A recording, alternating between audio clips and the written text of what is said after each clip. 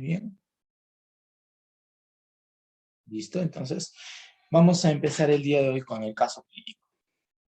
Muy bien, entonces nos presenta a una paciente mujer de 25 años de edad, casada, procedente de Santiago de Chuco, primigesta y presenta amenorrea. A ver, vamos a ver, analizar punto por punto.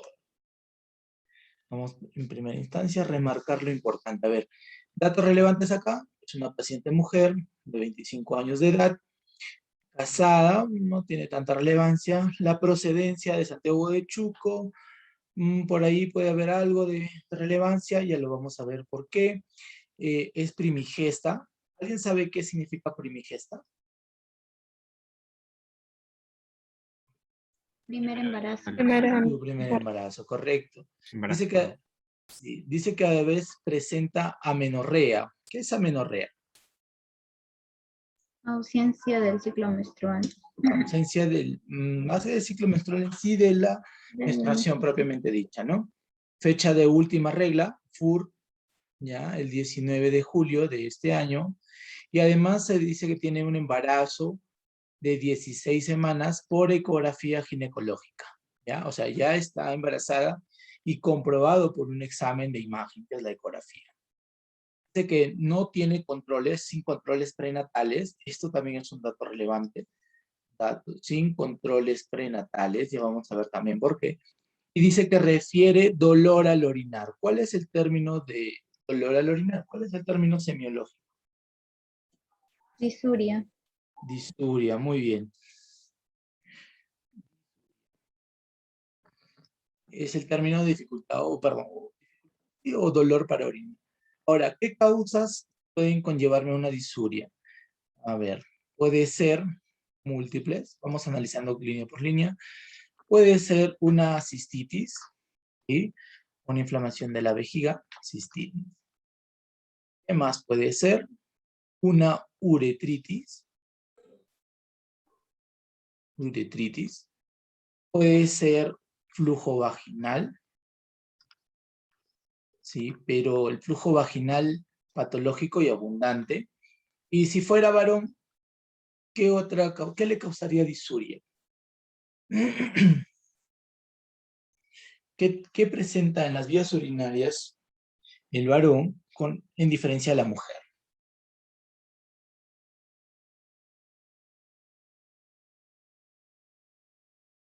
Y es algo que comienza a inflamar y a doler principalmente a los hombres mayores de 50 años.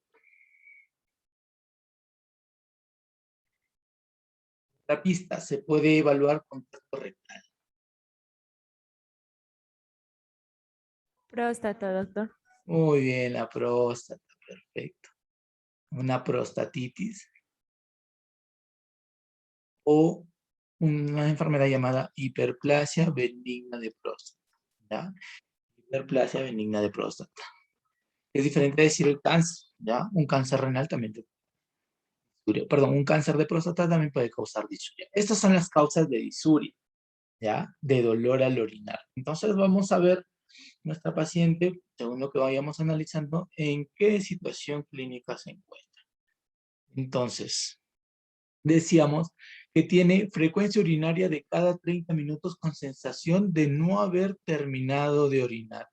A ver, esta parte primero. Frecuencia urinaria cada 30 minutos. Está aumentada. ¿Cómo se denomina? Cuando aumenta la frecuencia urinaria.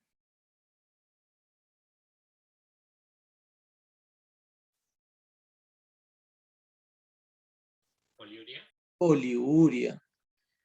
Muy bien. ¿Qué más dice? Sensación de no haber sensación de no haber terminado de orinar. Y además deseo de ir al baño frecuentemente. Todo esto se engloba en un solo término. ¿Cómo se llama? Puede ser doctor, tenesmo. El Y tenesmo, el muy bien. otro, urgencia urinaria también. También. La sensación de no haber orinado, tenesmo vesical, ¿ya? Tenesmo vesical. Bueno, la poliuria, las causas son múltiples, inclusive hasta la ingesta excesiva de agua puede conllevar, pero una irritación de la vejiga también puede generar ir al baño, bueno, la frecuencia de ir al baño varias veces. Y el tenesmo vesical, que es la sensación de no haber terminado, ¿no?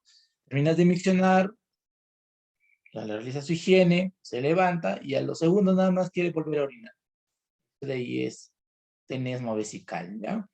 Y el deseo de ir frecuentemente al baño, como habíamos dicho que se llamaba, urgencia miccional, ¿así es? Urgencia urinaria. Urgencia urinaria. En este caso, la paciente puede que no controle esfínter, ¿ya? Y eso también le pueda conllevar a ese deseo. Que también nos señalan que tiene una sensación de alza térmica no cuantificada. ¿Podremos decir que es fiebre? ¿Sí? ¿Podríamos decir que es fiebre o no es fiebre? Y solamente queda como sensación. No es fiebre, doctor. No es fiebre, ¿no? ¿Qué necesitamos Estado para febril puede ser, doctor. Tiene que estar cuantificada. Pero ¿qué se cuantificada? llama estado Correcto. febril? Ya. Estado febril tampoco podemos decir porque no hay una temperatura que me señale en qué situación clínica está la paciente. Esto recordemos que las temperaturas también varían y tienen sus definiciones, ¿verdad? ¿Cuánto es la temperatura normal en nuestro organismo?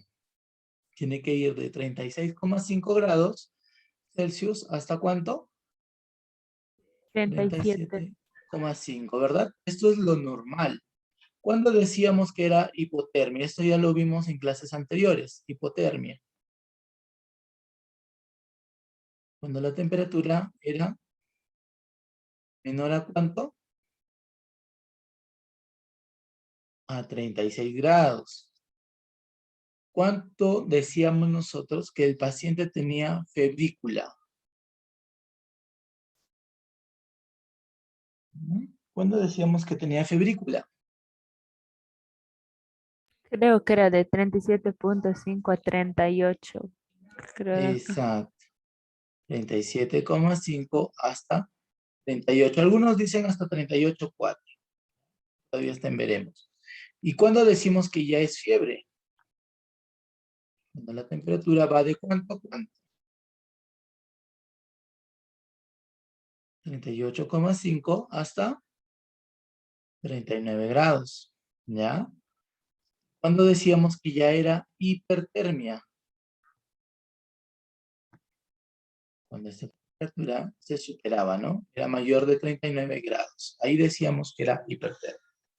¿Correcto? Entonces, yo para decir que mi paciente está en cualquiera de estas situaciones, yo tengo que tener la medición de la temperatura, ¿ya? Obviamente, estamos hablando de acá de temperatura axilar, porque hay variaciones de temperatura, ¿verdad? ¿Cuál es el lugar más exacto para tomar una temperatura? ¿Cuál es el lugar que me da la temperatura más real, más exacta de una persona, de un paciente?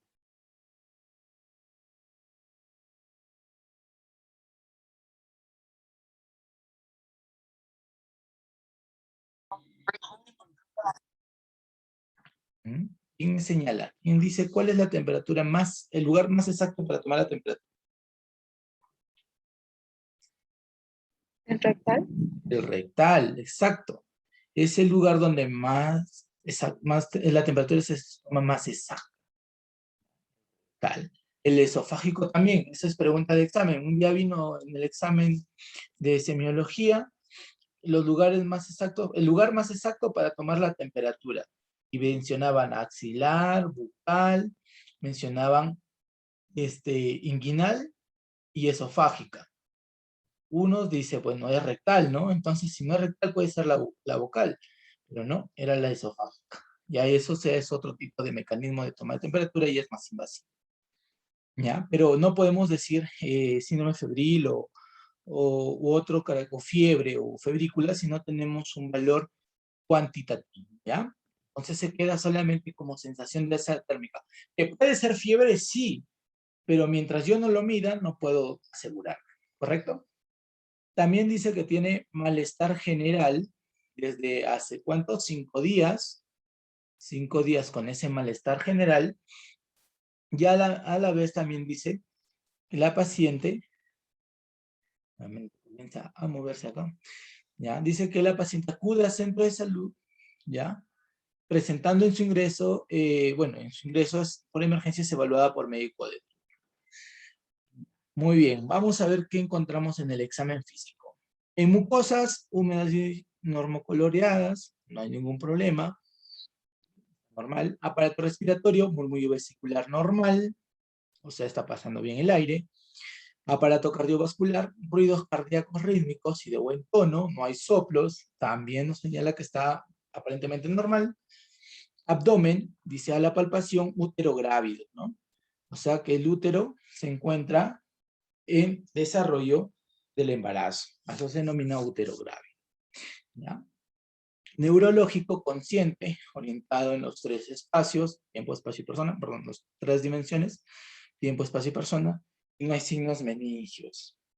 Urológico presenta puntos renouroterales, medios bilaterales positivo, ya vamos a ver esto, y puño percusión lumbar bilateral positivo de predominio derecho. A ver, vamos a analizar esto y más adelante voy a enseñar en un esquema cuáles son esos puntos. Vamos a ver y hablar de esto. Muy bien. Entonces, los puntos renouroterales, puntos renoureterales, son tres, ¿sí? Son uno superior, un medio y un inferior. ¿Y acá se denominan estos puntos? Estos puntos no son más que las ubicaciones anatómicas de todo el sistema urinario. Superior representa al riñón y los cálices renales, el medio a los uréteres y el inferior al uréter cuando ingresa a la vejiga, ¿ya? Entonces son ubicaciones anatómicas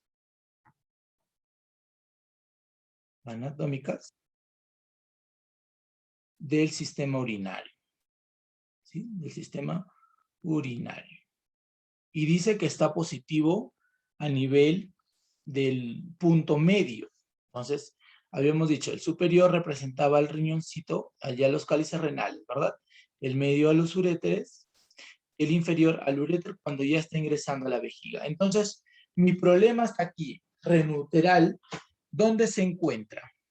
Hasta el momento, mi problema urinario, ¿dónde se está encontrando?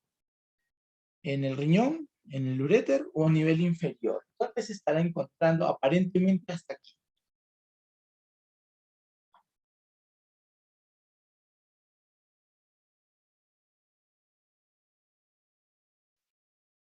¿Sí?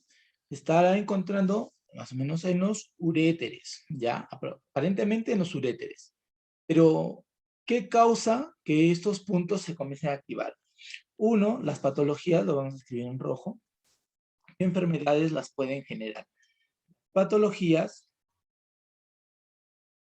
son, primero, y la más común, litiasis renal o cálculos renales, ¿ya?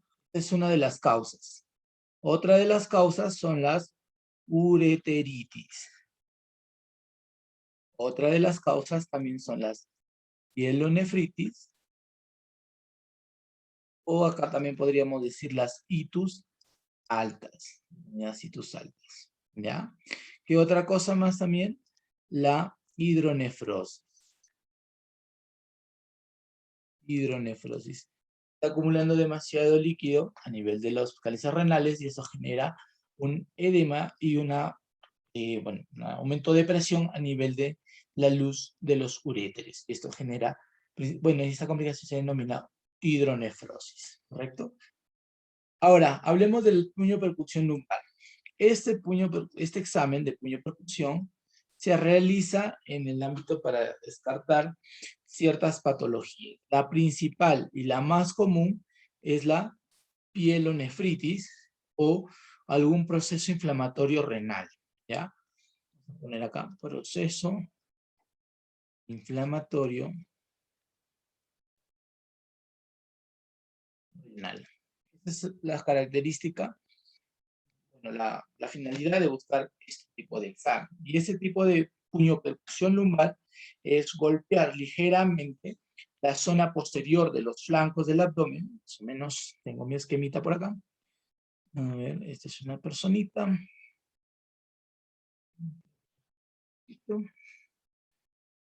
Y supongamos que esta personita tiene su... raro, estamos viendo mucho esta cosa. Es la parte posterior, ya, esta es la espalda. Y más o menos por acá están las crestas ilíacas. Y aquí está el riñón en una proyección. Entonces, yo golpeo esta zona y la presencia de un dolor intenso, un dolor de características moderadas, severas, me pueden indicar a mí que hay un proceso inflamatorio a nivel del riñón. Porque lo que se golpea son la cápsula renal que está cubriendo al órgano del riñón y lo protege de los impactos. Si esta está inflamada o está irritada, lo que va a suceder es la generación de un dolor. Chicos, entonces hasta aquí más o menos ya podemos tener una idea de lo que puede tener la paciente, pero vamos a seguir viendo otras cosas más allá. ¿Preguntas hasta acá, chicos? ¿Dudas? ¿Hasta algo que no les quede claro? ¿Lo pueden hacer normal? ¿Estamos todos bien? Sí, doctor, todo bien.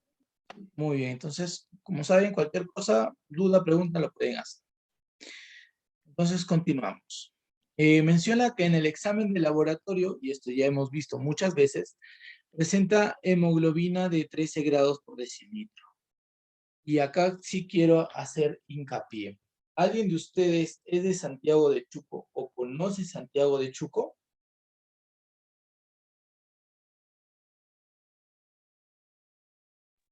No, doctor. No, doctor.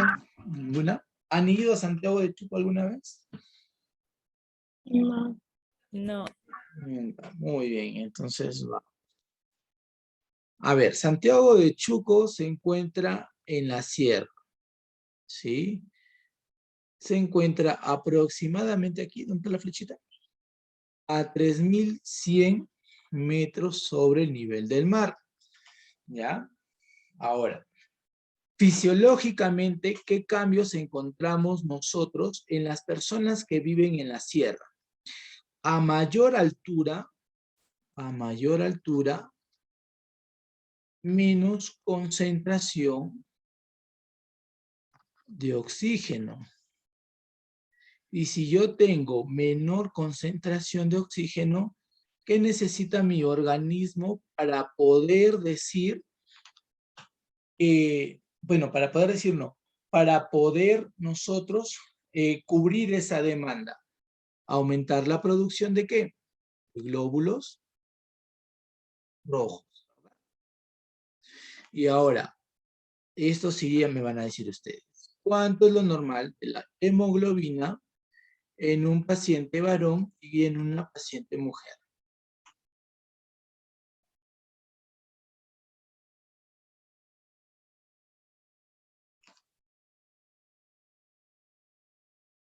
Voy a estar así como el de Bob Esponja. No los escucho.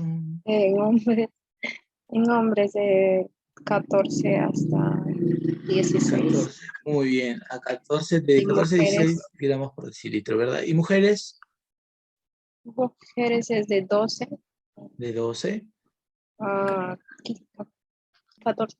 a 14. Muy bien. Esto es lo normal, pero a nivel del mar. Nivel del mar. Cuando una paciente asciende o bueno, vive en alturas, esta concentración de hemoglobina cambia y tiene que ser mayor. Ahora, aparentemente, si nosotros analizamos solo este valor de hemoglobina, podemos decir que mi paciente está dentro de lo normal, ¿verdad? Tiene 13. Está justo en la mitad de lo normal. Pero ella procede de la altura. Entonces, a nivel del mar, cada 1000 metros se tiene que descontar.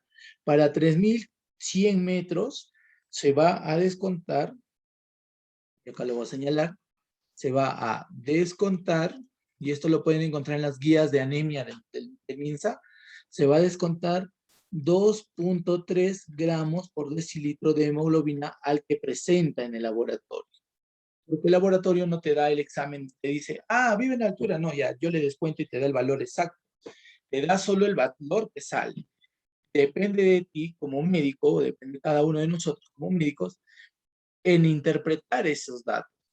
Entonces, si mi paciente tiene 13 gramos por decilitro y se le descuenta 2.3, ¿cuánto de hemoglobina real tiene? Hemoglobina real. ¿Cuánto es hemoglobina real? 10.7. ¿Cuánto? 10.7. 10.7, ¿verdad? Esta es su hemoglobina real. Y este es un dato que ustedes pueden mencionar en su clase, ¿ya? Porque la paciente proviene de altura. Si me dijeran que la señora es de Laredo, El Porvenir, La Esperanza, Trujillo, El Golf, cualquier lado, entonces podríamos decir que sí está dentro de los rangos normales, ¿ya?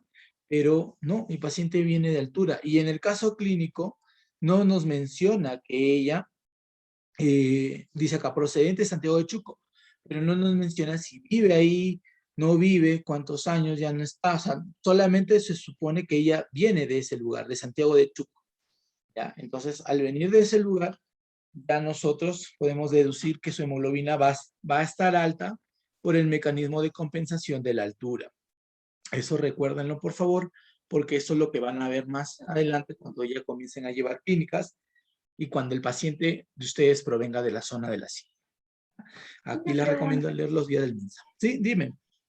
Ya, por ejemplo, en todas las pacientes que por lo regular sean procedentes de la sierra, se le va a descontar siempre 2.3. Ya, no, ese es otro dato y esa es una muy buena pregunta.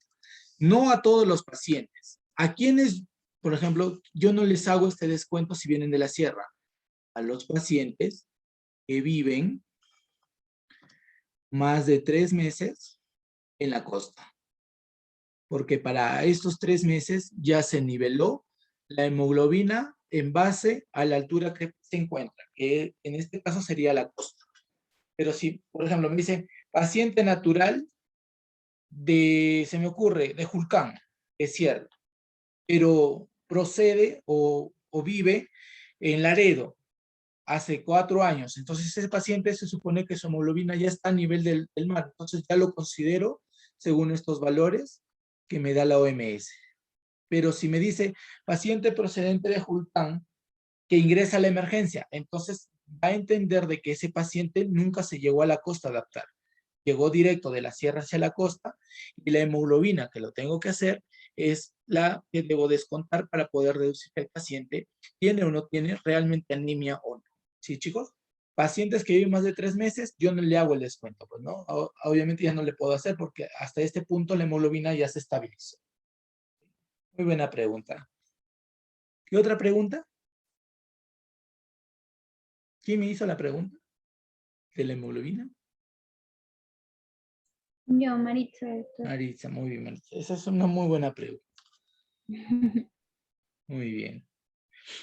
¿Qué más? ¿Qué otra pregunta por ahí? ¿Ninguna? Vamos a poder ir avanzando. Vamos a ver, porque ustedes ya esta parte ya hemos estado viendo varias veces y ya lo pueden deducir. El hematocrito. ¿Cuánto es el valor normal del hematocrito? Vamos a ponerlo acá. Hematocrito. También va a diferir entre hombres y también va a diferir entre mujeres, ¿verdad? ¿Cuánto es el hematocrito en hombres y cuánto es el hematocrito en mujeres? En hombres de 38. ¿De 38 hasta cuánto? 48. Hasta 48, 49. 48.5, 48.6 dicen, ¿no? Vamos a ponerle en 5. ¿Sí? Hematocrito. Por ciento, no se olviden, esto es solo en porcentaje. ¿Y de mujeres cuánto es? 35.5 o 36. Ya, de 35, 35.5 hasta cuánto? 45. 45, muy bien. Eso es en porcentajes, ¿sí? Porcentajes. Y el hematocrito también viene a ser la presentación del glóbulo rojo, ¿verdad? Si hay hemoconcentración, el hematocrito se verá aumentado. porque las células se están encontrando en mayor porcentaje dentro del, o sea, precipitado, mejor dicho. ¿Ya? Ahora, en base a esto, ¿nuestro paciente tiene hematocrito normal, elevado o bajo?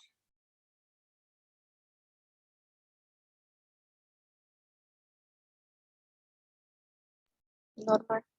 Normal, ¿no? Aparentemente normal, pero también lo mismo ocurre acá como en la hemoglobina. El hematocrito tiende a ser relevado o similar a la hemoglobina. Tiene que restarse en porcentaje. Mayormente no se utiliza el restar el porcentaje del hematocrito, más lo hacemos de la hemoglobina, pero nosotros lo podemos utilizar como rango normal si hablamos que la hemoglobina en la altura debe ser, bueno, si esta paciente tiene 10.7, vamos a ver cuánto tiene de hematocrito real, ¿sí? Y esto es muy fácil, se multiplica 10.7 por 3,3, ¿ya? Y el resultado es nuestro hematocrito real y vamos a ver si eso coincide. ¿Ya? Vamos a ver. Nos dice que nuestro hematocrito en la paciente es de 35.31%. 35.31%.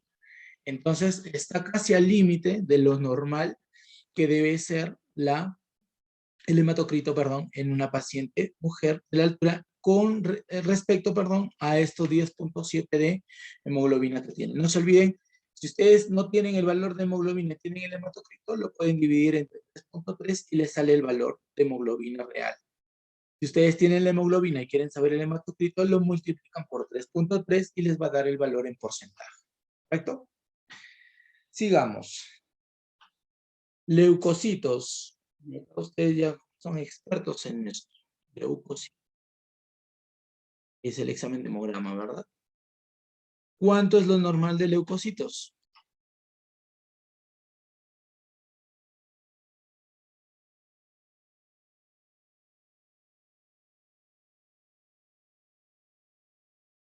De 4.000 a De 11.000. 4.500 a 11.000. Correcto, 4.500. Algunos dicen hasta 10.500, otros hasta 11.000. ¿Ya? Hasta 11.000. ¿Cuánto tiene la paciente? Tiene un valor de 14.000, miren, está elevado. Podemos decir que es leucocitosis o leucopenia. ¿Cómo se denomina cuando está elevado? Leucocitosis cuando está elevado y leucopenia cuando está elevado. Leucocitosis, muy bien. Ahora, ¿tendrá desviación hacia la izquierda? ¿Cómo yo veo la desviación a la izquierda? ¿Recuerdan?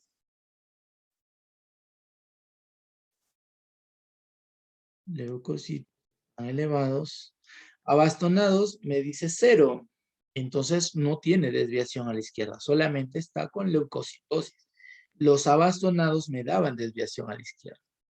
Los segmentados se encuentran aparentemente en rangos normales, 65%.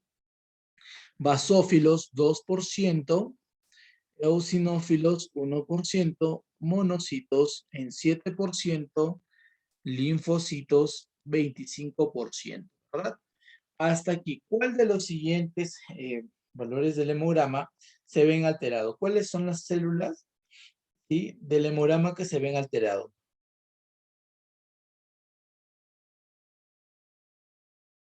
¿Habrá alguno que esté alterado?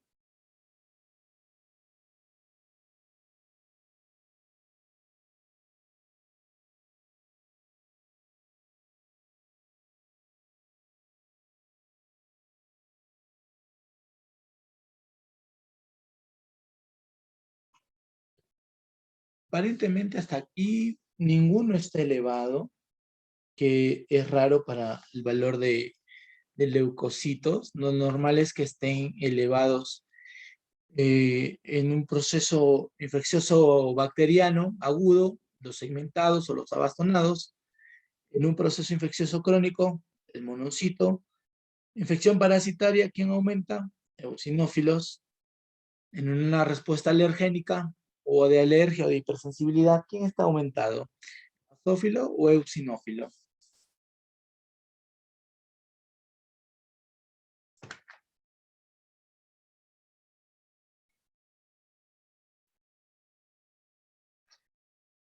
Muy bien. A ver, vamos a recordar acá. Si hay un proceso bacteriano agudo, lo que aumenta son las células polimorfonucleares. Y dentro de los polimorfonucleares tenemos a los abastonados y a los segmentados. No se olviden, polimorfo nuclear o neutrófilos. En un proceso bacteriano agudo, lo que está aumentado es estas dos células, abastonados o segmentados. Si hablamos de un proceso parasitario, parásitos, ¿quién está aumentado? Eosinófilos. Los eosinófilos. Si hablamos de un proceso alergénico o alérgico, ¿quién estará aumentado? Los basófilos. También por ahí eosinófilos, pero en mayoría los basófilos.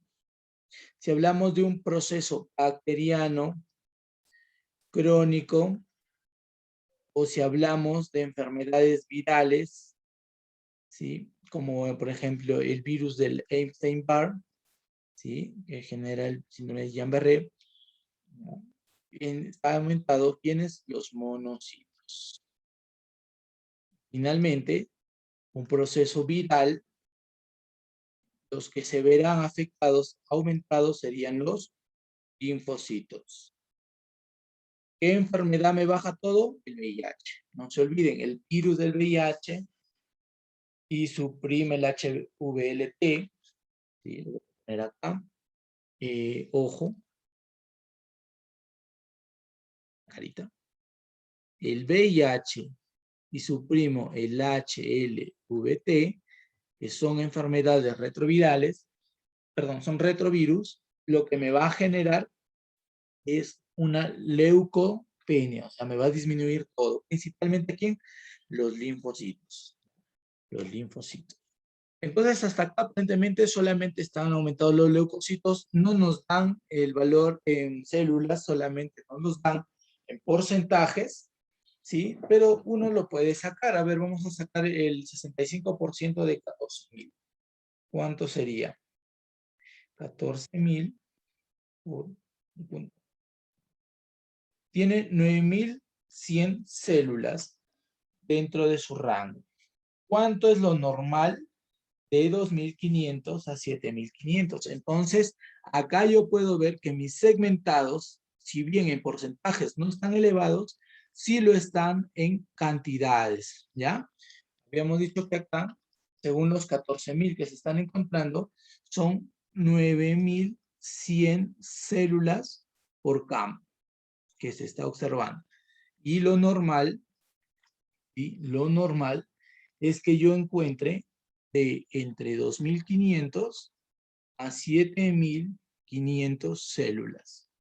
Entonces yo, si no tengo si aparentemente está normal todo, yo tengo que sacar las células por campo y eso sí me da los valores reales aproximadamente de lo que tienen mis células.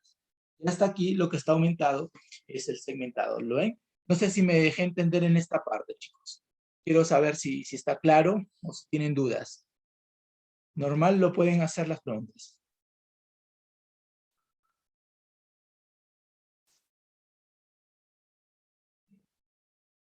A ver. Brandon, Erika, Gabriel, Catherine, Maritza.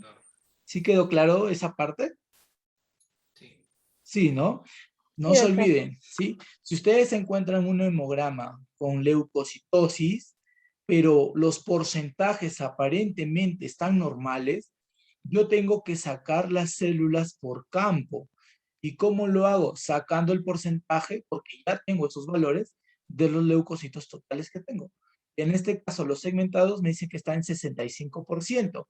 Está normal aparentemente en porcentaje, pero cuando yo hago la conversión de ese porcentaje a células por campo, yo noto que está a 9.100, que están elevados.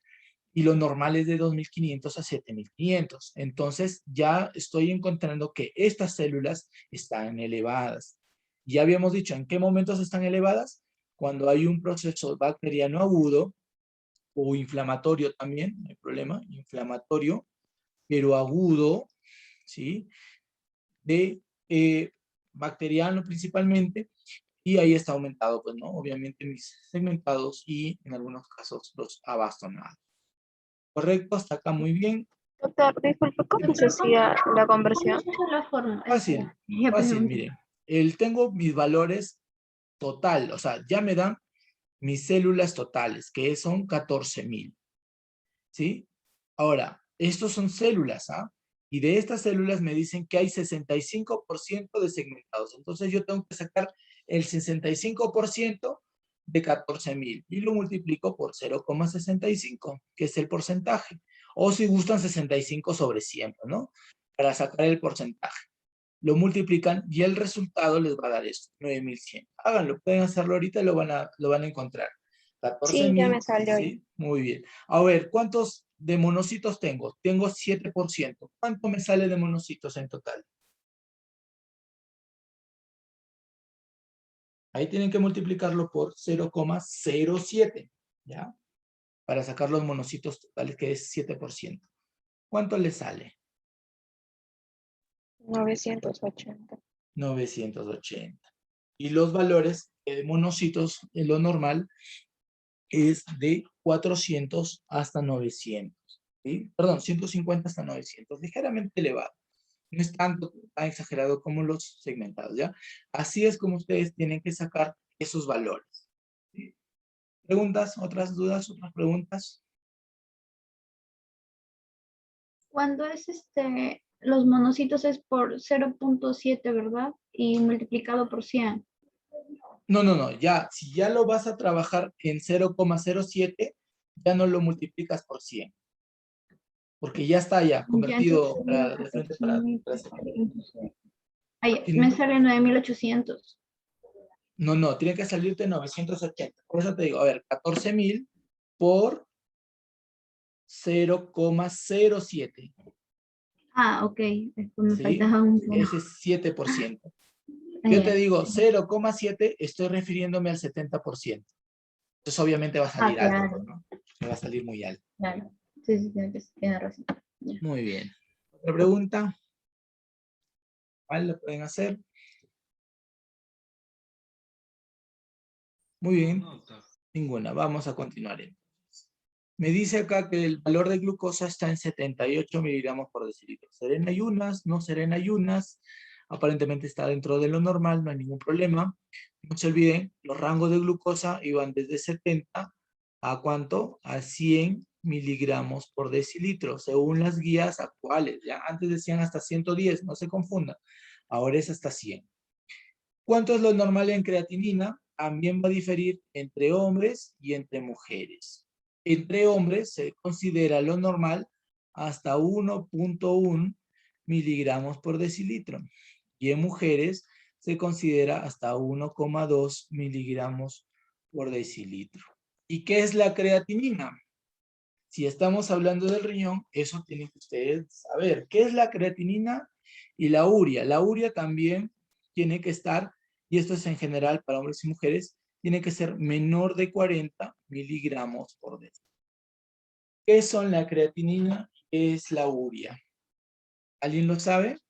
¿Qué es la creatinina y qué es la urea?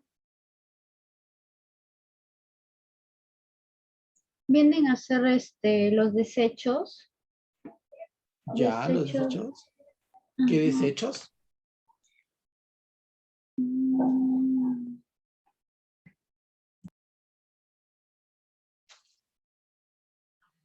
La creatinina viene a ser lo de la degradación de lo que es la creatina.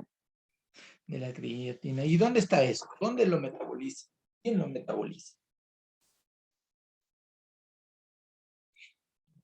Estos son, más que todo, son compuestos metabólicos ¿de dónde? De las proteínas. ¿Ya? La creatinina más que todo se utiliza, la creatina más que todo se metaboliza, bueno, se utiliza más en los músculos y al degradarse se convierte obviamente en creatinina y tiene que ser eliminada. Y la urea de productos nitrogenados como por ejemplo las proteínas que también tienen componentes nitrogenados. Y al elevarse, bueno, al metabolizarse y convertirse en urea, tiene que obviamente eliminarse por el riñón, ¿ya? Ahora, esto de acá, ¿qué me indica a mí? Que tanto la creatinina como la urea son utilizadas en un grupo de exámenes laboratoriales llamados perfil renal, porque en base a esto, yo sé si mi riñón está funcionando bien o no está funcionando bien. Y cuando digo que no está funcionando bien, significa que no está filtrando lo que debe filtrar.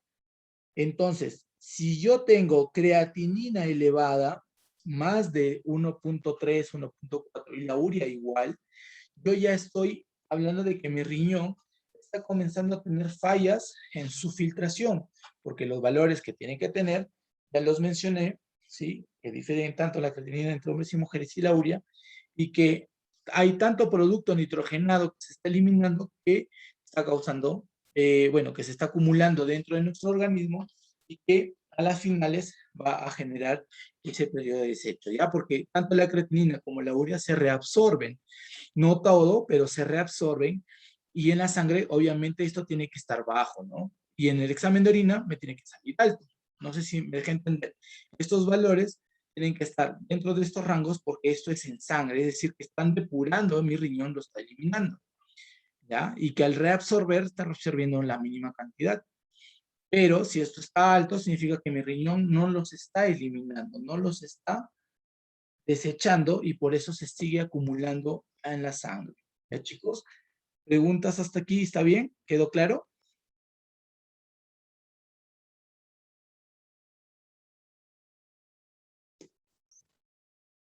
¿Quedó claro entonces? Vamos con el siguiente examen. Vamos a ver el examen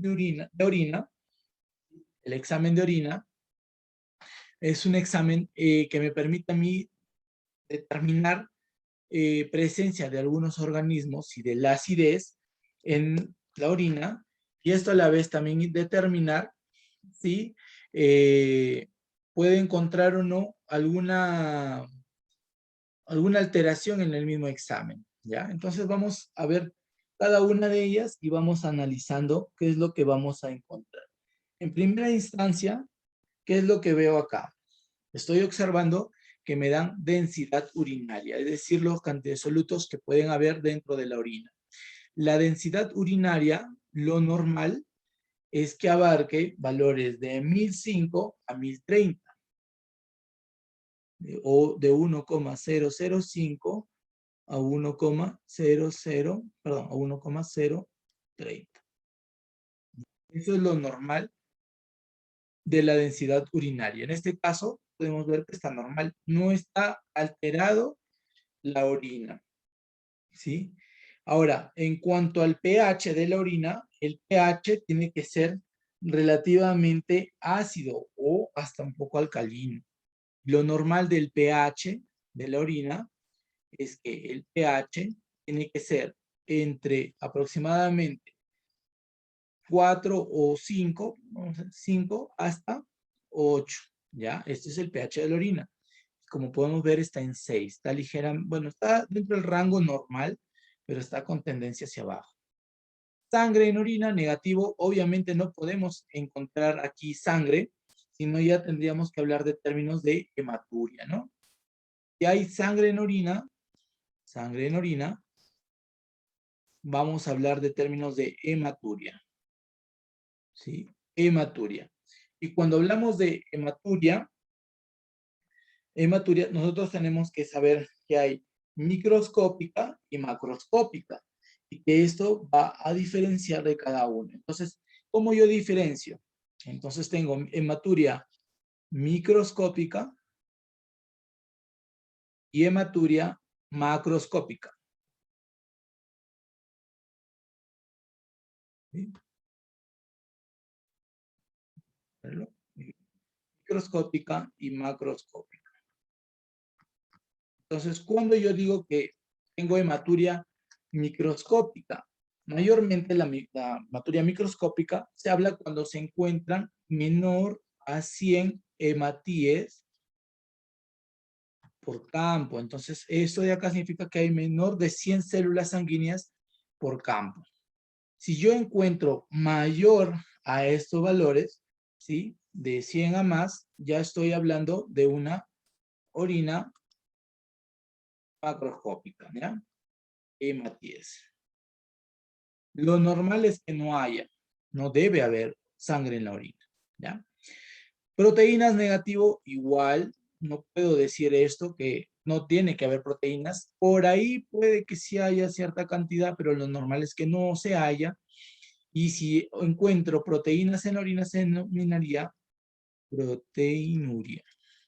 ¿Sí? Glucosa igual. ¿En qué pacientes yo encuentro la glucosa en orina? Elevada en orina. ¿En qué pacientes podré encontrar la glucosa elevada? Pacientes diabéticos. Pacientes diabéticos, correcto. Ahí yo encuentro principalmente este grupo de personas que tienen glucosa en orina. Nitritos, dice negativo. Nitritos son un producto de desecho de los nitratos que encontramos también a nivel del riñón y que se pueden convertir a nitritos. Esto lo convierten ciertas bacterias. Ahí dice negativo. Y leucocitos, campo cubierto. ¿Qué quiere decir campo cubierto de leucocitos? En primera instancia, leucocitos, encontrar en orina, significa de que hay principalmente células polimorfonucleares. Entonces, no debe haber polimorfonucleares en orina, pero leucocitos en orina ya me está indicando de que hay algún proceso infeccioso que está ocurriendo a ese nivel, ¿ya? Y mayormente ocurre por procesos inflamatorios agudos. Ahora, cuando yo hablo de orina, o sea, perdón, de leucocitos en orina, yo estoy refiriéndome en este caso, cuando hablo de campos cubiertos, es de que los valores radican en más de 100 células por campo. Y esto puede ser generada en un proceso inflamatorio e infeccioso. ¿Correcto? E infeccioso. Muy bien, chicos. Hasta acá, dudas, preguntas. Ya, puro cultivo en proceso. O sea, no tengo algún germen que me esté generando esto. ¿Qué me falta en el examen de orina? Y esto sí lo pueden generar como aporte ustedes a su docente. La tinción Gram. La tinción Gram es un examen que me permite saber si tengo bacterias o no dentro de la orina y si estas pueden ser Gram negativas o si son Gram positivas, ¿verdad? Entonces depende de esa tinción para yo más o menos saber si mi proceso es bacteriano o no, y no lo tengo acá. No me dice el caso. Es lo normal en un examen de orina, sí se tiene que hacer. O sea, en un reporte de un examen de orina real, sí les tienen que dar si hay tinción Gram o no. Si les dicen Gram, tinción Gram, se encuentran bacilos Gram positivos, bacilos Gram negativos, cocos Gram positivos, Gram negativos, entonces ya más o menos me orienta a qué microorganismos puedo yo estar involucrado o puedo estar yo determinando dentro del misma. Muy bien, entonces vamos hasta acá.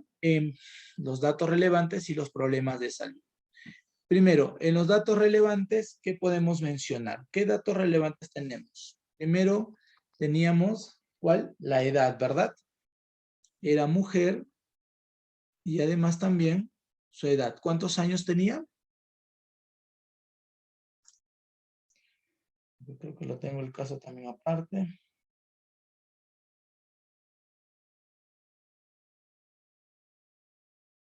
$25 años. 25 años, ¿verdad? Sí.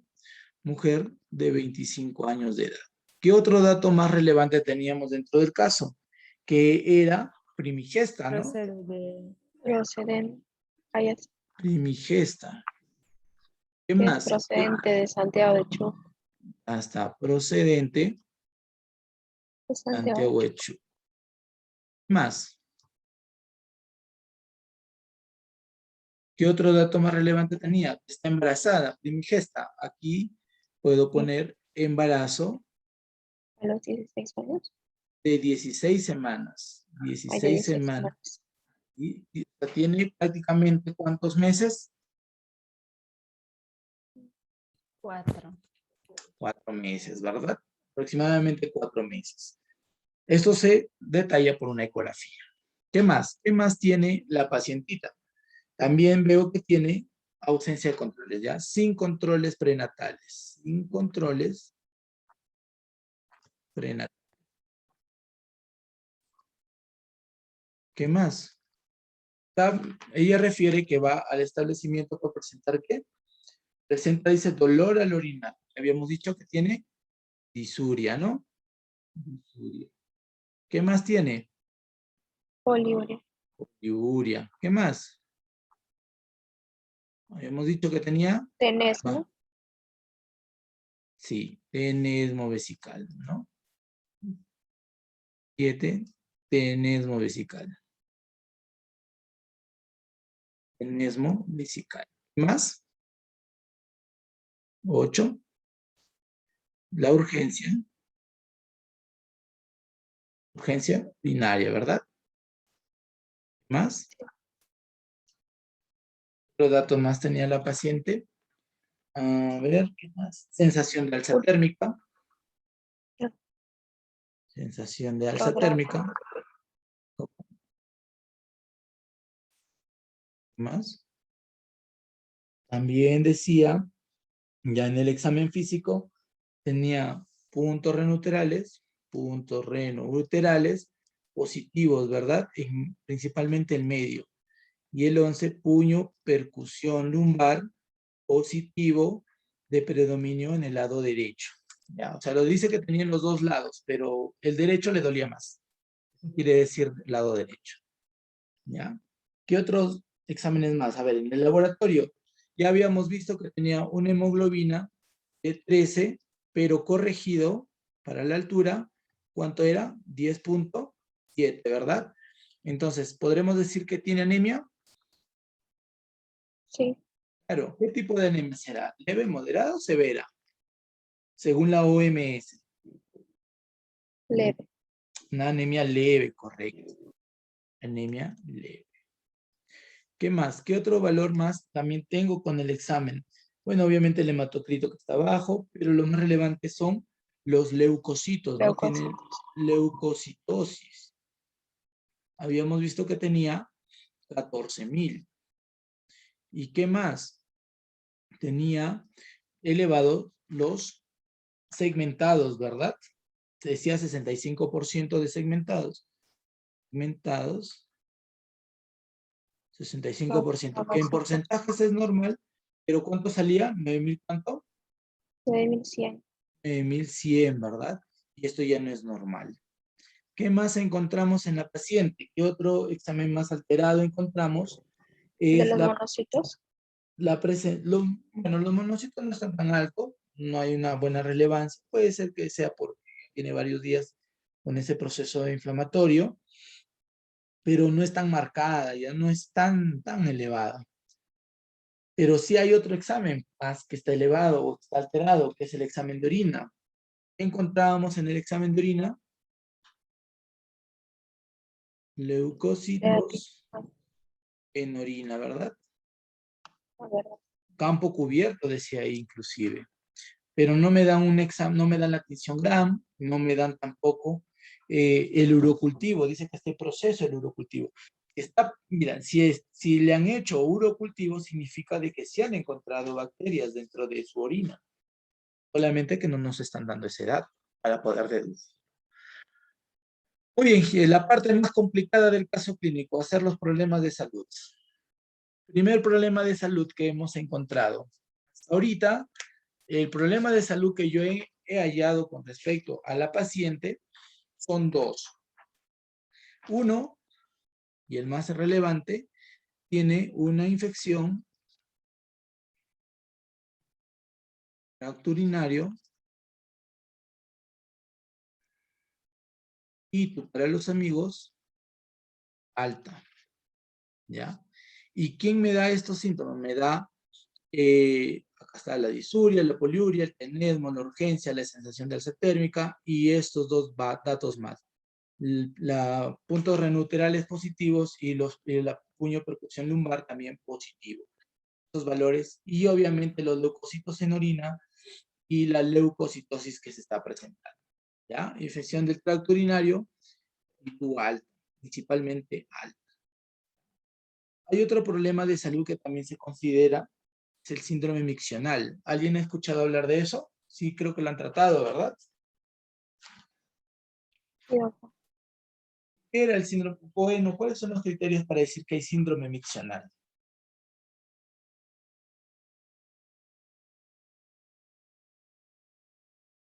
Para decir que hay síndrome miccional, acá lo vamos a poner. Síndrome miccional.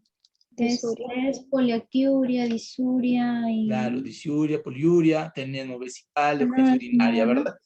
Estos son los criterios para decir síndrome miccional. Y el tercer problema de salud es una gestante de 16 semanas no dada. Se denomina cuando no tiene ningún control, ¿ya? Es decir, nunca ha pasado por el hospital para controlarse el embarazo. Eso es no captada. Cuando hablamos de gestantes no controladas, significa de que tiene controles de embarazo, sí, pero son menos de 6 controles de embarazo que tiene. A eso se denomina gestante no controlada. Pero la no captada es que no tiene ningún examen. Y ese es un problema de salud también la paciente, ¿ya? ¿Qué otro más? ¿Qué otro problema más habíamos encontrado? Anemia, ¿no? Anemia leve. Es otro problema de salud que también está presentando nuestra paciente. A ver, respecto a esto, ustedes como problemas de salud, ¿qué es lo que encontraron o qué consideraron dentro de este grupo? Hemos considerado también lo que es el síndrome uretral, Síndrome uretral, ¿ya? sí, y el otro es leucocituria. Leucocituria, Sí, me parece.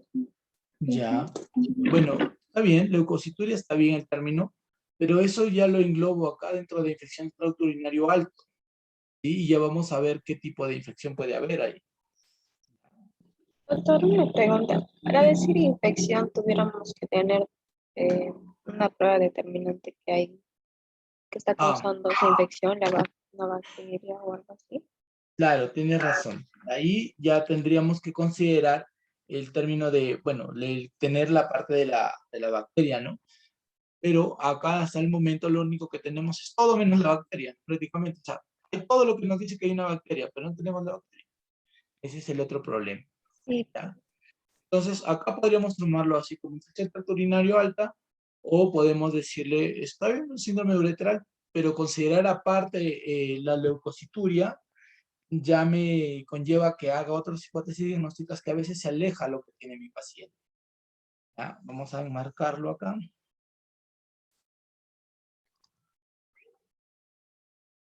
¿Sí? Vamos a enmarcarlo, que quede como un tal vez. Y vamos a considerar también acá uno, el síndrome uretral. Vamos a considerar eso. Y la leucocituria también, pero me parece más, todavía tengo una parte del tracto urinario alto, pero vamos a considerar leucocituria. ¿Podremos decir que la paciente tiene síndrome de inflamatorio sistémico? ¿Tiene un SIR, la pacientita?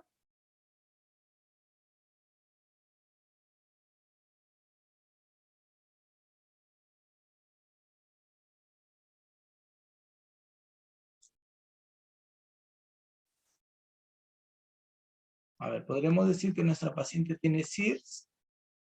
¿Hay criterios para SIRS? en sí debería tener fiebre, A ver, fiebre, Leucocitosis, pero no nos dice la no no tiene temperatura, está ¿no? ¿Cuál es definido, el ¿no? otro? Leucocitosis. Leucocitosis, ¿no? leucocitos. Bueno, leucocitosis de tener, ¿qué más?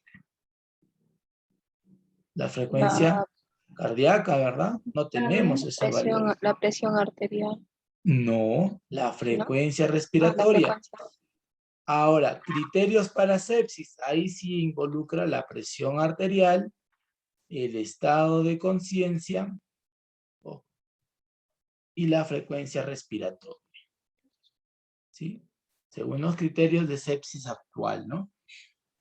pero no cuenta. Entonces no podemos decir que tiene SIRS o tiene sepsis. Solamente con la leucocitosis no lo podemos decir. ¿Ya? Muy bien. ¿Qué otro más?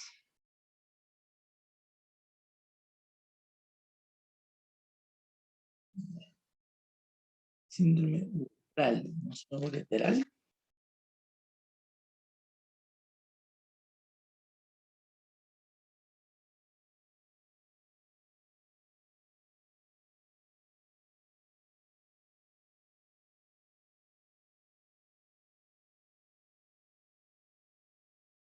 Ujú. Ya, el síndrome uretral agudo también menciona, tiene que haber presencia de bacterias, y no lo tenemos acá. Nos vamos estrictamente a lo que tiene el caso. Síndrome uretral tampoco tiene criterio porque menciona que uno de ellos tiene que ser la presencia de microorganismos en las muestras de orina y no nos da el caso clínico. Es raro que no les hayan dado en sí porque ya eso les orienta más todavía. Es muy raro. ¿Ya? Síndrome miccional sí porque tiene todo esto, ¿no? Disuria, poliuria, tenesmo y la urgencia urinaria. Eso sí lo tenemos. La leucocituria también. Y vamos a ver qué diagnóstico diferencial es. Este de síndrome uretral, véanlo bien, revísenlo bonito para poder saber si lo podemos utilizar o no. Muy bien. Entonces, vamos primero con el, bueno, ya, si no tomamos infección del tracto urinario, tampoco hay presencia de bacterias, vamos a tomar el síndrome miccional. Diagnósticos para el síndrome miccional.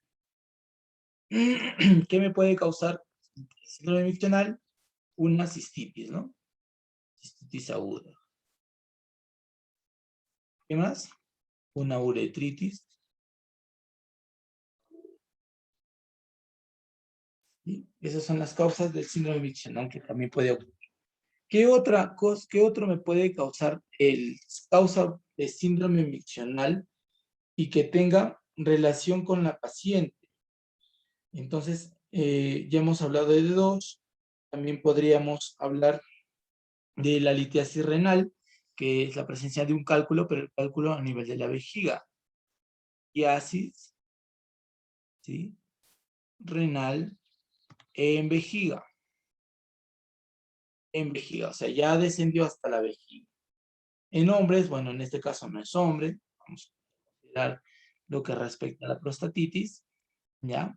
Pero esos son los tres al menos más comunes que puede haber. Es aguda, la uretritis aguda o la litiasis renal, pero en vejiga, cuando ya el cálculo llegó a nivel de la vejiga, ¿ya? Bueno, de gestante de 6 semanas no captada, podemos decir que está, ya sería prácticamente el diagnóstico. No podemos decir que hay un riesgo de una amenaza de aborto porque no menciona en ninguna parte del caso clínico que la paciente esté comenzando a presentar contracciones uterinas. No nos menciona el caso clínico. Entonces no podemos decir si la paciente es o no, bueno, se encuentra o no en una amenaza de aborto o riesgo de parto pretérmino. No, en este caso menor de 16 semanas ya es riesgo de aborto o amenaza de aborto. Bien, chicos, esto va a quedar así como diagnóstico. El problema también puede ser el diagnóstico, pero en esta parte no podemos decir lo otro, como les digo, riesgo o amenaza de aborto. Anemia leve, ¿qué hipótesis diagnóstica podríamos sacar en anemia leve?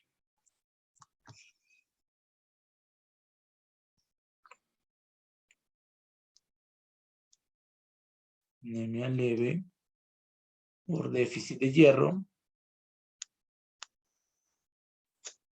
¿Qué más? ¿Qué otra causa me puede conllevar a una anemia leve?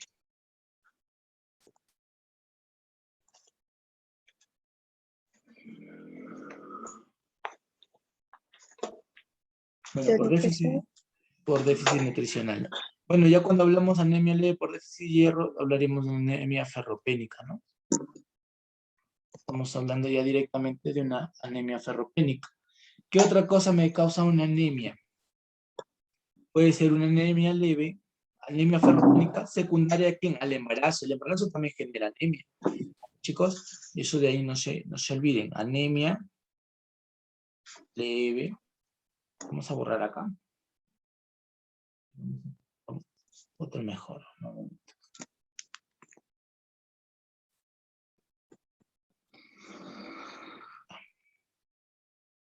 Anemia leve, ferropénica, por déficit nutricional, no está consumiendo buena cantidad de alimentos, los alimentos son insuficientes, o anemia leve ferropénica propia del embarazo, ¿no? Del embarazo.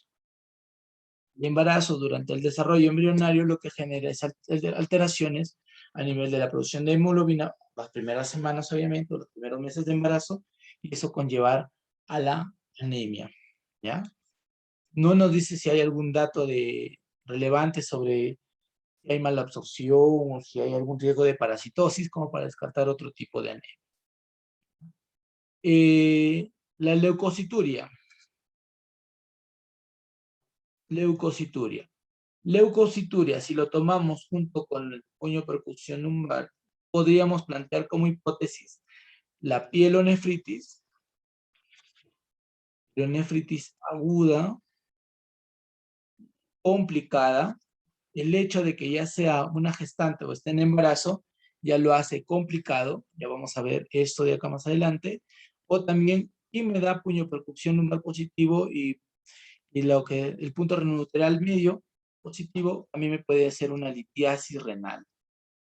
Litiasis renal, que se descarta por el tipo de dolor. En la pielonefritis el dolor es más lumbar y al momento de golpear el dolor se irradia hacia el ombligo. En una litiasis renal, ¿sí? En un cálculo renal, también hay dolor a la puño percusión lumbar, pero ¿qué ocurre? Aquí y el dolor ya se dirige hacia los genitales, es decir, se va hacia la ingle. Sea varón, sea mujer, el dolor en una litiasis renal se va hacia la ingle. Eso lo descarta de nuestra hipótesis. No sé si hasta acá tienen dudas, preguntas.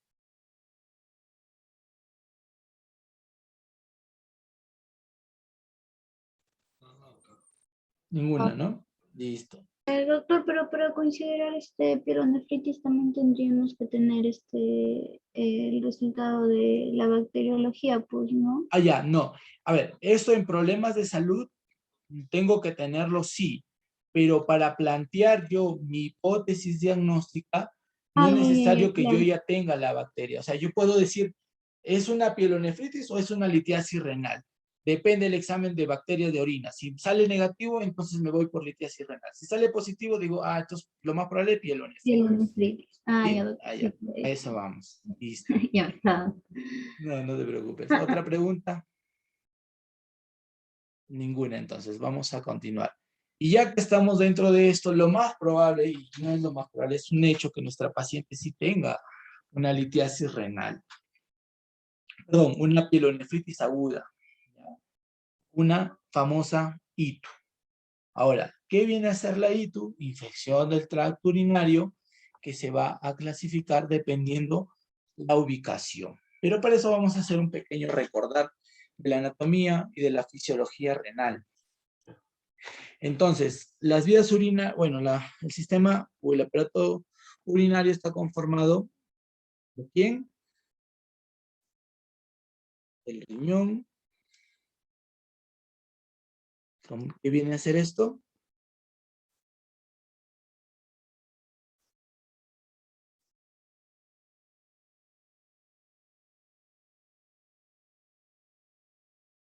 Muy bien. Dado por el riñón. ¿Cómo se denomina esta parte? Uréter. Muy bien. Estoy escuchando. Muy bien. Esto, vejiga. Y este que sale, uretra. Muy bien. Escuché, muy bien. Tengo buen oído. Muy bien, anatómicamente estamos hablando de eso. El riñón, el uréter, la vejiga y el ureter. El riñón, ¿cuál es la función principal del riñón? Su función es variado. El riñón cumple las siguientes funciones. Primero, mantener el equilibrio hídrico y también ácido base. ¿Sí? Ácido base. Esa es la función del riñón. Equilibrio hídrico, ¿por qué? Porque elimina la orina y también permite reabsorber líquido. ¿Ya? Ya vamos a ver en la parte de fisiología renal. ¿Qué más? Eliminación. Eliminación ¿de qué? De productos nitrogenados. ¿Cuáles son esos productos nitrogenados? La urea, el ácido úrico. ¿Qué más? La creatinina, no se olviden chicos, la creatinina. ¿Ya? ¿Qué más? ¿Qué otra función cumple el riñón? El riñón también cumple la función hormonal. ¿Sí? Hormonal. ¿Y quién hablamos acá? De la EPO, la eritropoyetina. ¿Y para qué me servía la eritropoyetina, Maritza? ¿Te acuerdas?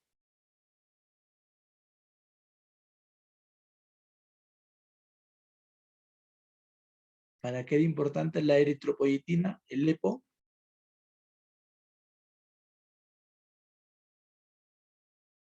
¿Qué me servía? Para la formación de La formación de los eritrocitos. eritrocitos, ¿verdad? De los lóbulos rojos, ¿ya? Para evitar la anemia. Esa es una de las funciones importantes del riñón. ¿Qué otra función también tiene? Está involucrada en la función del control de la presión arterial, ¿verdad? Hemos visto, ¿se acuerda? En la clase de hipertensión hemos visto esto. Pacientes con hipertensión que lo regulaba también el riñón. Mayormente era una regulación a largo plazo. ¿Correcto? Esas son las funciones del riñón. El uréter, ¿qué función tiene? Tanto el uréter como la vejiga y la uretra tienen la función de transporte de orina. Transporte de orina. Transporte de orina. Pregunta de examen. ¿Qué tipo de epitelio tiene la vejiga? ¿Se acuerdan? Histología. ¿Todavía no están en histología renal? Estamos en histología. Están en eso, ¿verdad? Muy bien. Entonces sí me van a saber contestar. ¿Qué Es tipo? epitelio de transición Correcto. ¿Y por qué se denomina epitelio de transición? porque este tiene que distenderse y Que extenderse depende cómo para liberar la orina. distendido. Correcto. Tengo mi epitelio de transición que es cúbico, simple, ¿verdad? Cuando llega el estímulo de la presión, comienza a hacerse, perdón, tengo mi cúbico, claro, un cúbico simple se hace un cilíndrico simple, ¿no? Se transforma, como que se adapta a ese cambio de presión, ¿verdad? De transición. Muy bien. Y una vez que se elimina ese estímulo, se elimina, bueno, vuelve a su estado basal o normal. Muy bien. No les hablo de qué tiene el epitelio, el uréter o la uretra, porque ya lo manejan bonito ustedes, ya lo saben bien, más que yo. Muy bien. Ahora, ¿cuál es la unidad funcional del riñón?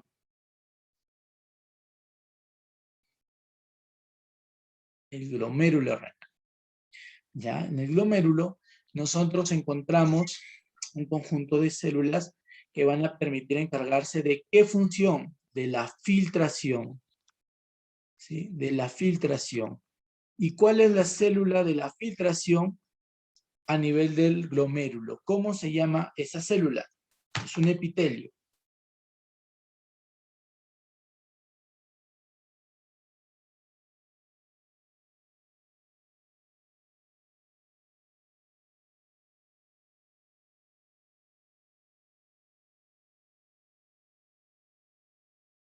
¿Mm?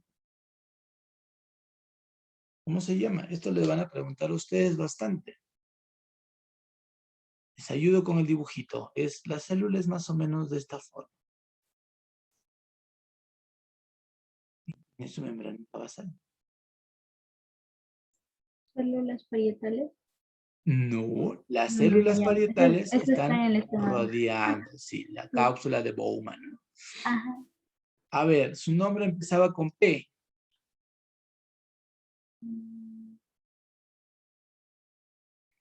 Con O.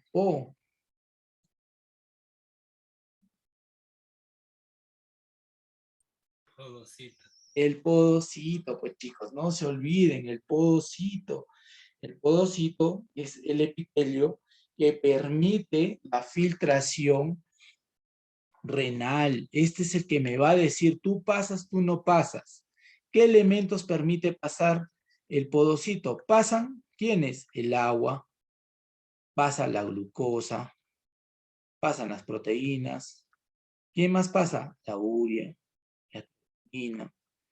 ¿Y quiénes no pasan? ¿Quiénes están prohibidos pasar? Los que no pasan son la albúmina. ¿Qué más? La sangre o los eritrocitos. Son los que no pueden pasar por los podocitos. Entonces, si yo encuentro en un examen de orina presencia de albúmina o de sangre, ¿qué significa? Que mi podocito no está filtrando bien, no está regulando bien. Y si yo encuentro exceso de glucosa, ¿qué significa?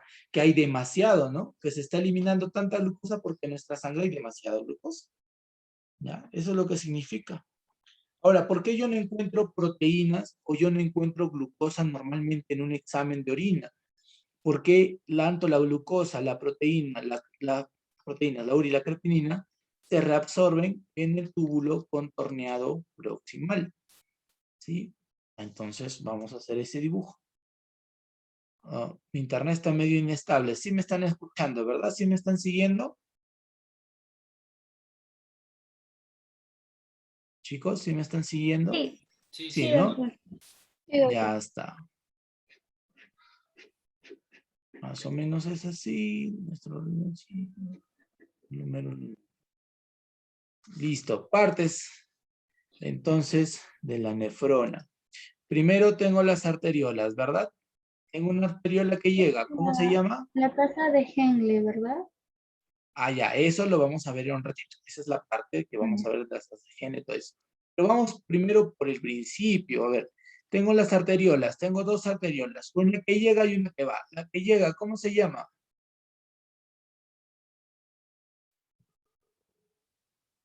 Aferente. Y las que salen, eferente. Frente. Diferente. Ya, eferente. ¿Qué más? Habíamos dicho que acá tenemos el glomérulo, ¿no? Todo esto es el glomérulo. Glomérulo. Obviamente ahí se encuentra el podocito, las células meningiales también propias del glomérulo. Tenemos la cápsula de Bowman que lo rodea. El primer túbulo que sale, ¿cómo se denomina? Túbulo contorneado proximal. ¿Sí? Y luego viene un túbulo en forma de asa. ¿Cómo se llama? ¿No dijo? Asa de Henle, ¿verdad? Asa de Henle. Luego del asa de Henle que venía,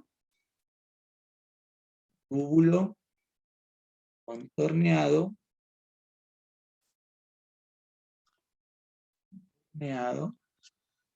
pero distal, ya está afuera, ya está más lejos. Y finalmente, ¿quién venía? El túbulo colector, ¿verdad? El túbulo colector. Esas son las partes en la nefrona que se encuentra a nivel del riñón y me hace todo el proceso de la diuresis. A nivel del túbulo contorneado proximal, yo estoy reabsorbiendo glucosa, estoy reabsorbiendo proteínas, estoy reabsorbiendo la urea, la creatinina, ya, para poder reutilizarlo. A nivel del asa de Henle, lo que yo estoy haciendo es ingresar sodio, cloro, y potasio, elimino agua por ahí también de paso, y retengo agua. El túbulo contorneado distal igual, reingresa el sodio, reingresa el agua, y en el túbulo colector, bueno, ya pasa la orina. El túbulo colector al final me va a llegar a las cálices renales, que se encuentran acá en el riñón, y para que la orina se elimine a través de la uretra, ¿ya? Perdón, de los uréteres, ¿correcto? Esa es la formación, bueno, eso es todo el proceso que debe pasar la orina en su proceso. Entonces, vamos a hablar. Uno tiene que pasar por un proceso de filtración, 2 tiene que pasar por un proceso de absorción. 3 de reabsorción. Finalmente, de eliminación. Todo esto es lo que hace nuestro riñoncito. ¿Correcto? Eso es todo lo que hace el riñoncito. Claro. Ahora, hablemos de las infecciones de vías urinarias. ¿Qué son? Es un proceso inflamatorio causado por microorganismos que llegan a penetrar hacia la vejiga, bueno, en sí, a todo el tracto urinario, principalmente a la uretra y a la vejiga, que son los primeros lugares, y el riñón, que son el segundo lugar más afectado. La infección de vías urinarias se van a clasificar dependiendo de la ubicación anatómica. Tenemos infecciones de vías urinarias bajas e infección de vías urinarias altas. Cuando hablamos de bajas, yo estoy hablando de la uretra, la uretritis, y cuando hablo de bajas también hablo de la vejiga. Entonces hablo de, ¿ya?, uretritis de la uretra, cistitis de vejiga. Cuando hablo de altas, yo estoy hablando de la ureteritis, la de los uréteres, o estoy hablando de pielonefritis. Pielonefritis ya viene a ser el riñón. ¿Cuál es el microorganismo común que se encuentra en una pielonefritis aguda? Sea hombre, sea mujer, la mayoría presenta esto, una infección por una bacteria llamada E. coli. ¿Y el E. coli dónde lo encuentro? ¿Dónde es su hábitat natural del E. coli? ¿Alguien sabe? ¿Alguien de ustedes ha leído esa parte?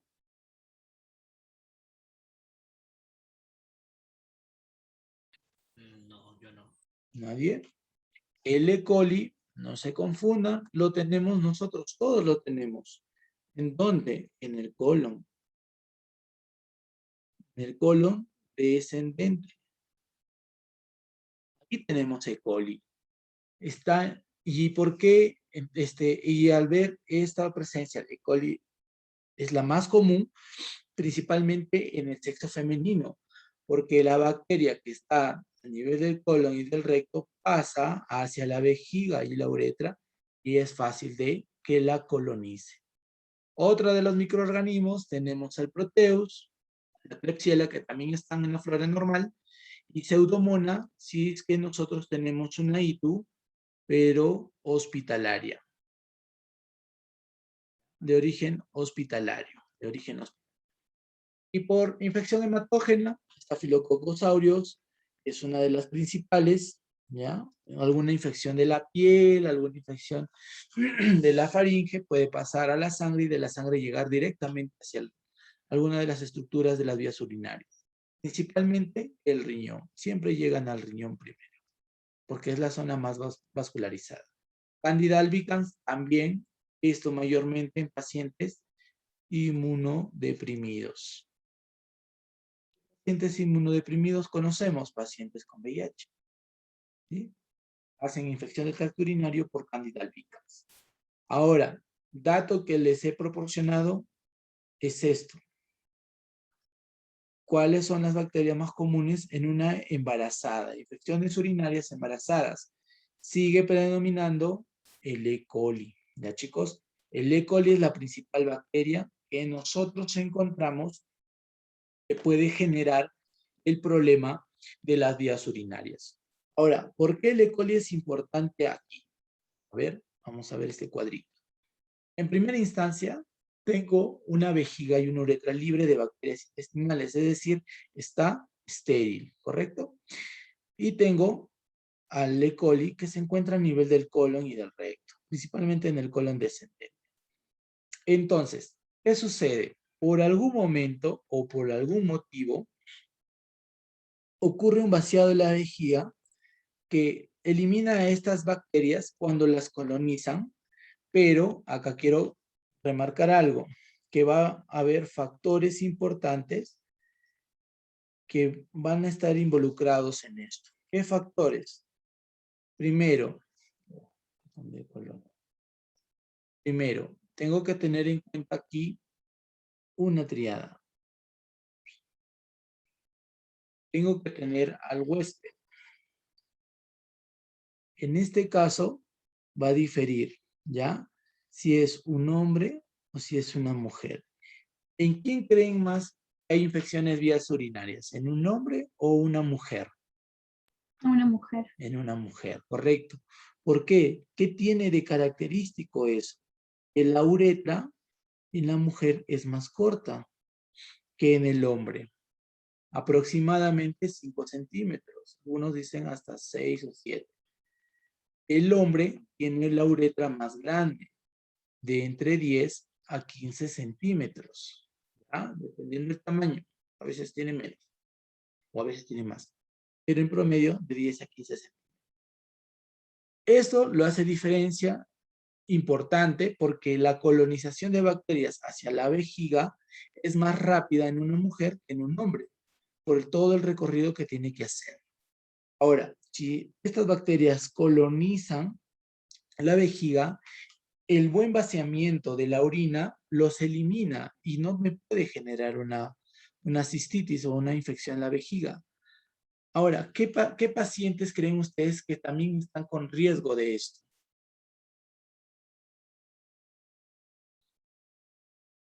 ¿Algún momento ustedes no han aguantado la orina, principalmente las chicas? No se han aguantado la orina y luego después de un rato han ido al baño y les ha dolido un poquito. Esos pacientes son más susceptibles, que retienen la orina más tiempo y la bacteria coloniza la zona, ¿sí? Coloniza la zona. Y al colonizar lo que hace es adherirse al epitelio que está en la vejiga y generar su colonización. O sea, formar colonias. Colonización. Forma colonias de bacterias.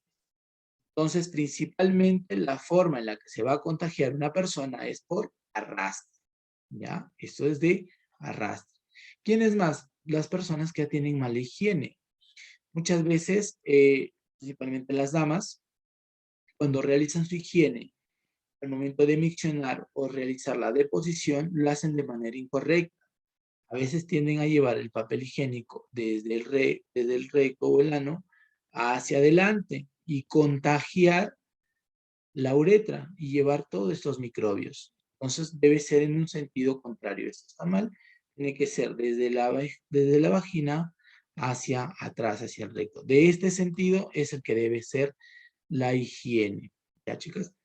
Tengan bastante cuidado. Esto también lo pueden orientar más cuando tengan, o ustedes también, los varones, cuando tengan pacientitos pediátricos. Las niñas tienden a hacer justamente esto, tener mala higiene. La mala higiene. Por eso es que los niños también son más comunes en hacer una infección de vías urinarias. Mala higiene. ¿Quién más? También se ha reportado en pacientes HCH, que significa en hombres que tienen relaciones sexuales con otros hombres, ¿ya? Y estos principalmente los que hacen uretritis y rara vez llegan a vejiga, que genera la cistitis. Es común, perdón, es poco común, pero sí llegan. Lo que sí no debe llegar y se considera una pielonefritis complicada cuando es un varón, ¿ya? Y eso lo vamos a ver en una lista. Pero hasta acá quiero que quede claro cómo es que puede llegar la bacteria, principalmente el E. coli que se encuentra a nivel del recto y del colon descendente, hacia la vejiga. ¿Sí? ¿Está claro?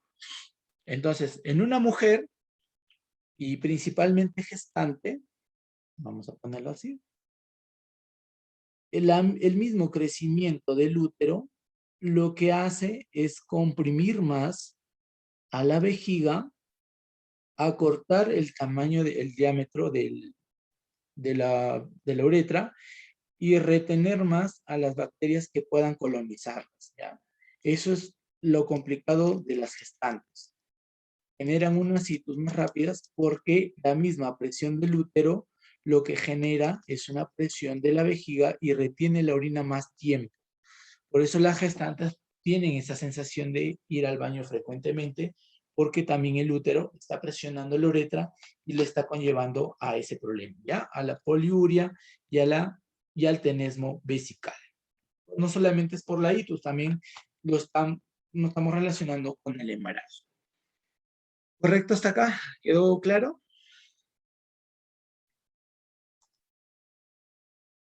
Muy bien, como nadie me dice nada, entonces me imagino que sí.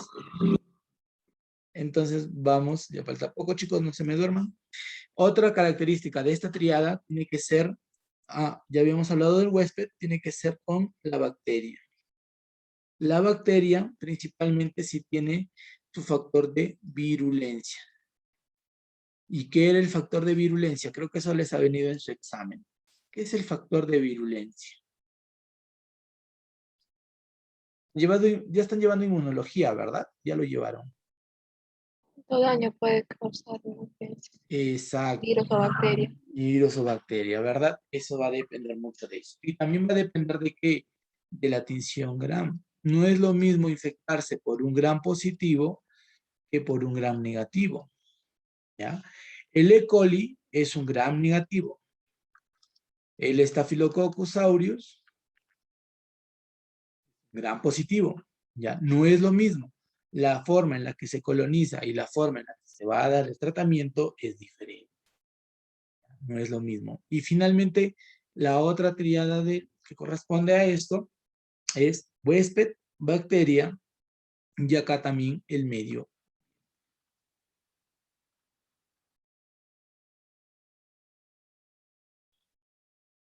¿Sí? El medio ambiente. Y esto más que todo tiene que ver con esta zona. ¿Correcto? Muy bien. ¿Preguntas hasta acá? Ninguna, ¿verdad? ¿O sí? No se olviden, la principal vía en la que llegan las bacterias hacia el tracto urinario es la ascendente. En un 70% es la ascendente. En un hematógena, 20%. Y el otro 10%, algún trauma. O algún dispositivo mecánico. Por ejemplo, las sondas vesicales, que se ponen para que pueda la persona realizar su orina, o bueno, mejor dicho, favorece el vaciamiento de la vejiga, también es un factor de riesgo para generar una. Y acá tenemos principalmente cómo es que llega el E. coli, ya que es la principal bacteria en gestantes, ¿sí? Este es el E. coli, Escherichia coli. Cómo es que llega a adherirse y cómo es que genera la patogenia. Lo principal es que tiene esta proteína, Fimbria P. La Fimbrias P, que es el antígeno, bueno, que se une en sí al antígeno P del grupo sanguíneo, que llega a estar presente en el epitelio del riñón y generar su adherencia. Entonces, esa fimbria, la Fimbria P, vamos a poner acá, con su fimbria, la Fimbria P lo que permite es adherirse al epitelio, el epitelio renal. Cuando se adhiere, se acopla rápidamente y comienza a multiplicarse. ¿Ya? Comienza a multiplicarse rápidamente. Al momento que se multiplica, lo que hace este proceso infeccioso es activar a las células, ¿sí? A las células presentadoras de antígenos. ¿Principalmente a quién? Al monocito. El monocito sale y en el tejido, ¿cómo se llama? ¿Alguien sabe? ¿Cómo se llama el monocito cuando está en el tejido? Macrófago. Macrófago, correcto. El macrófago. ¿Ya? El macrófago lo que hace es liberar ciertas sustancias. Primero, genera interleuquina 1, genera interleuquina 6 y genera el factor de necrosis tumoral alfa. ¿Ya? Esto es lo que genera. La interleuquina 1 se va a convertir en prostaglandinas E, que al llegar al hipotálamo, va a activar el centro termorregulador y esto generar la fiebre, o en nuestro caso la paciente, la sensación de alza térmica, ¿verdad? La interleuquina 6 lo que hace es llegar hasta el hígado y en el hígado por procesos metabólicos y enzimáticos, va a convertirse, o mejor dicho, va a generar el hígado secreta una proteína llamada PCR, proteína C reactiva. Y esta proteína C reactiva es una proteína inflamatoria.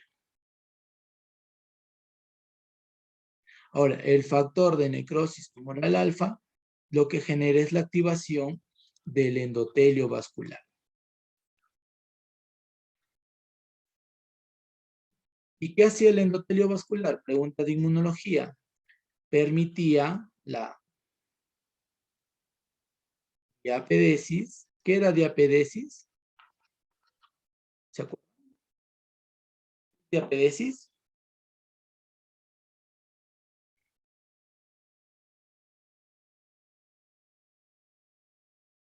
Chicos, ¿qué es diapedesis? Es que el paso de una célula hacia el tejido se adhiere al vaso sanguíneo, sí, va pasando, ¿verdad? Eso es diapedesis. Y también favorece la transistosis. Transistosis. ¿Qué es la transistosis? Los pasos de las proteínas del complemento, digamos C3, C4, hacia la zona inflamada. Ya, eso es el macrófago. Pero ¿qué más es el macrófago? También presenta el antígeno hacia los linfocitos T, ¿verdad? Y el linfocito T ya se encarga de generar la respuesta inmunológica. ¿Cuál es esa respuesta? Le dice a nuestra médula ósea, oye, necesito soldaditos para que vayan a acabar con ese E. coli. Mi macrófago no puede, es muy grande, no va a ayudarme en nada, es muy costoso. Ya hace nuestra médula ósea, comienza a fabricar. Le dice, ya yo te voy a mandar, ¿sabes qué? Te voy a mandar polimorfos nucleares. Son los que te van a ayudar mejor. Son, como las puedo secretar en abundancia, son más fáciles son más rápidos de llegar. La médula ósea roja lo que hace es secretar, bueno, generar polimorfos nucleares y llevarlo a la batalla. En un examen de orina encontramos leucocitos, principalmente por los polimorfos nucleares. En el hemograma lo encontramos aumentados. ¿Por qué? Porque justamente la médula ósea lo está generando en alta cantidad. Y eso explica por qué hay presencia de polimorfos nucleares dentro de los exámenes laboratoriales. ¿Ya, chicos? ¿Quedó claro esta parte de la fisiopatología?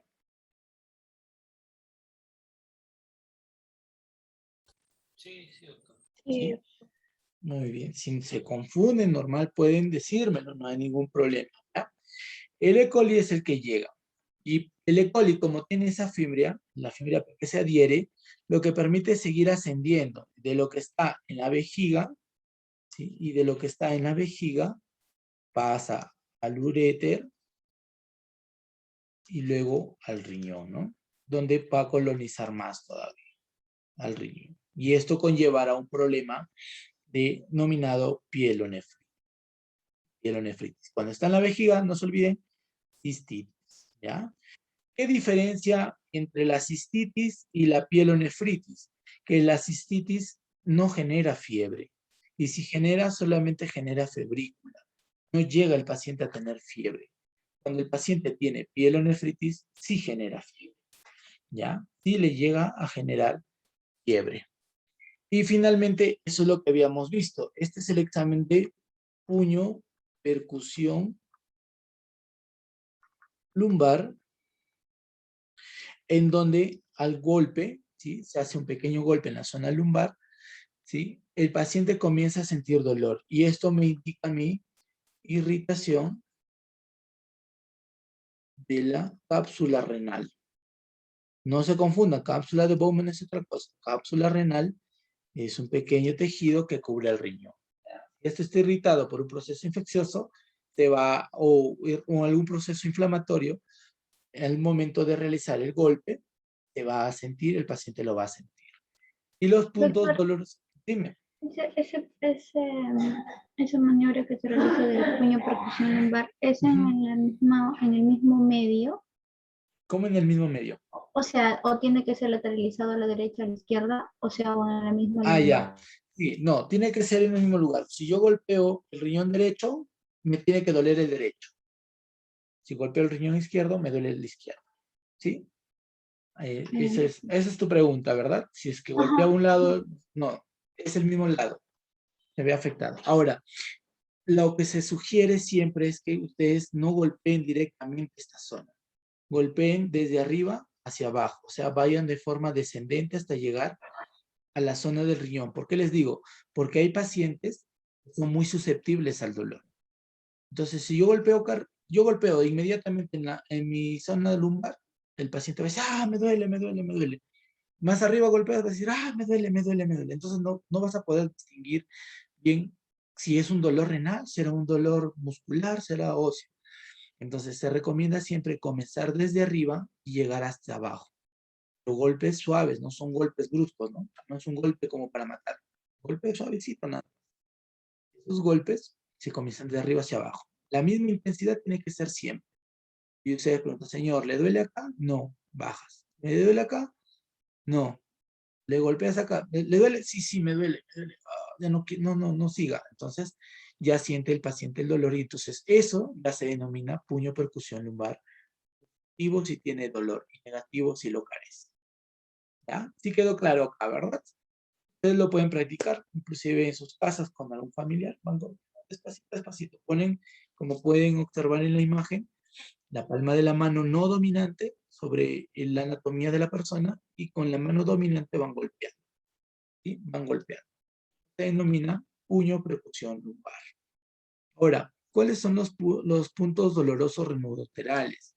Como yo les mencioné, son los puntos en donde anatómicamente se van a encontrar algunas características propias de la anatomía renal, bueno, de la anatomía urinaria. En este caso tenemos los uréteres, la parte de los uréteres superiores o la ureteral superior, ¿sí? Que está aquí, que se va a tener relación con ¿qué? Con el ombligo, punto del ombligo, y hacia el lado al músculo de los rectos del abdomen. Para eso ustedes necesitan recordar su anatomía. Esa anatomía dolorosa, esa anatomía tienen que recordar. ¿Ya? Entonces, yo tengo el punto del riñón, el punto del ombligo, y a nivel de ahí nada más, en esa línea, trazo una línea imaginaria hacia el lado del recto abdominal y yo presiono. Si presiono y le duele al paciente, eso es el punto ureteral, superior, ¿sí? Y esto me está indicando que hay algún proceso irritativo a nivel de la cáliz renal o del riñón, pero más de la cáliz renal, ¿vale? Y la primera porción de la del uretra. El ureteral medio ya tiene que ver más que todo con las crestas ilíacas.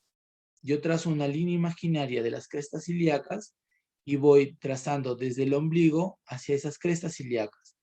Justo el punto medio, yo presiono en ambos, me va a generar dolor, ¿ya? Solamente es presionando, no se confunde, ¿ya? Perdón, no es crestas ilíacas, es fosas ilíacas, hacia las fosas ilíacas. ¿Cómo hago el examen del ureteral inferior? Eso solamente se realiza en hombres con el tacto rectal y en mujeres con el tacto vaginal. Y eso me indica a mí el punto de unión entre el uréter y la vejiga. ¿Ya? Esos son los puntos ureterales dolorosos. ¿Y qué me indica a mí si es que encuentro positivo? Que puede haber un proceso inflamatorio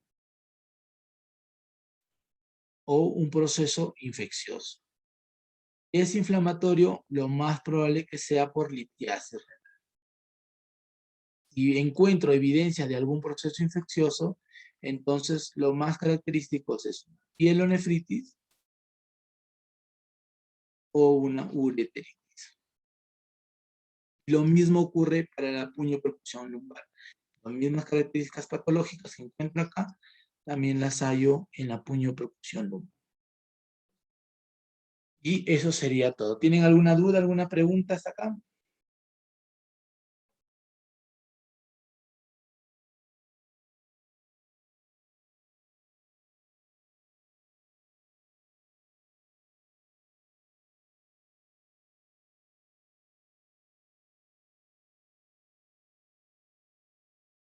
Chicos, ¿dudas, preguntas? No, todo claro. Todo claro, ¿no?